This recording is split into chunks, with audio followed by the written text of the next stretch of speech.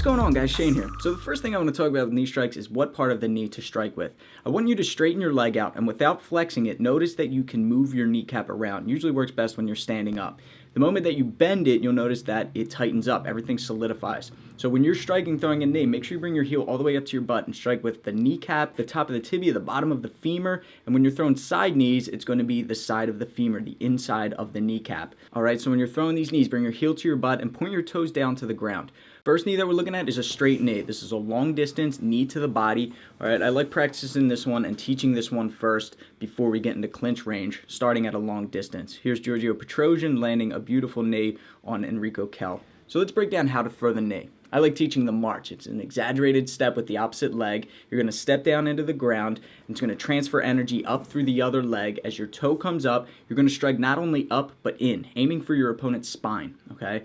And you want to get in the habit of bringing your foot back to where it came from. You don't want to fall into a southpaw stance. From a front view, we take that step, lean the upper body back, hips go forward as we throw the knee, but notice the opposite hand. I'm throwing the right knee, the left arm comes across, blocking my chin, and I'm also going to corkscrew my knee. We call it tilting the tea kettle over. Okay, it's going to give you a little extra pop in your hips and a little extra distance. And if done correctly, by leaning the upper body back, hips forward, and turning the knee over, your straight knee should be longer than your opponent's straight punches. Of course, this depends on your opponent's reach. Very similar is the straight knee with the lead leg or the shuffle knee, another long distance knee to the body. We're going to shuffle our feet, staying low to the ground. You don't want to go up too high.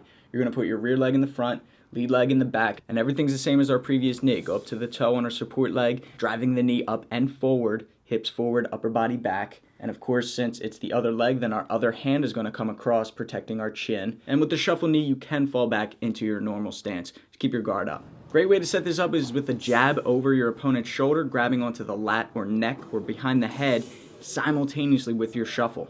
Perfect example of this was Sato against Albert Kraus. You can see he shuffles his feet at the exact time that he jabs, placing his hand behind his opponent's head, but also trapping the jab hand, parrying that, pulling him into the knee. And once more, shuffle jab, trap the hand, throw the knee. All right, moving into clinch range. Now, there's so much that can be said about the Muay Thai clinch, but let's just focus on the straight knees up the center. You want to get in the habit of that push-pull motion, especially when you're training, pushing the bag or your opponent to create distance and knock them off balance and pull them into the knee.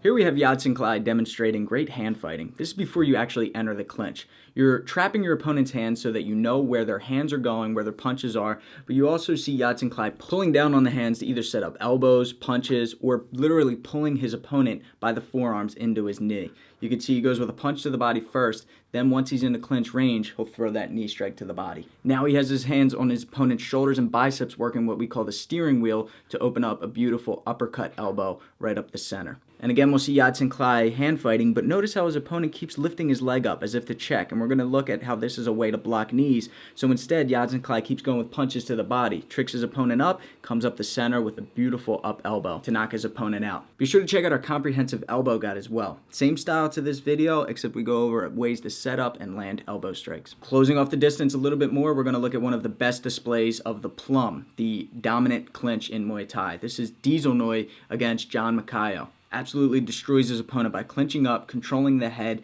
throwing knees to the body.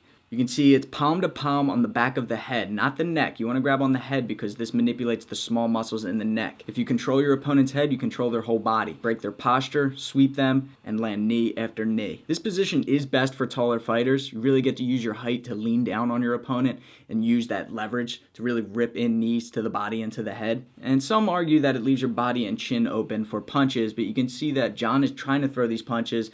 Diesel Noi has his chin protected by keeping it deep within the guard, close to his opponent's head. And when these are being thrown at you like that, all you're worried about is protecting yourself or getting into a better position. Throwing some rabid punches to the body or to the head aren't going to do nearly as much damage as these brutal knees. Diesel Noi continues to control the head, knock his opponent off balance, and keep throwing those knees to the body. And eventually his opponent goes down for the count, and you can see right here that his corner throws in the towel. All right, side knees in the clinch. This is when you're really tied up, but you're trying to get that leverage to be able to throw knees into your opponent's ribs. A great way to practice it is that shuffle dance, where you replace your right foot with your left, swing your leg out straight, and then whip your leg around as you flex your toes out and strike with the side of your knee. I'll show you again from the other side. Right leg replaces the left, leg straightens out, whips around, strikes with the side of the knee, and once more we get that dance, straight leg, whip it across for a knee to the ribs. A Muay Thai fighter who's great at using these side knees is P10 Kiapontip, who I had the pleasure of training with. You can see he really whips the leg around. We're going to see it again once more with the left leg, striking to the body. And some may argue that these aren't powerful, that they don't do any damage or just a nuisance. But you can see Giorgio Petrosian here dropping Andy Sauer with just a very simple, very short left knee, but it hits right to the liver. Okay, so if you think about where the liver is located on the right side of the human body, a quick left knee in the right spot, boom, is going to put your opponent down. Thanks for watching, guys. So this is about a fifth of the information that we have in the entire video, which is available on myfightgym.com for members only. So check it out, learn how to defend against knees, flying knees, knee to sweep combos, and much, much more by clicking the annotation here or the link in the description below. Until next time, I'm Shane with Fight Tips, self-defense for the underdogs.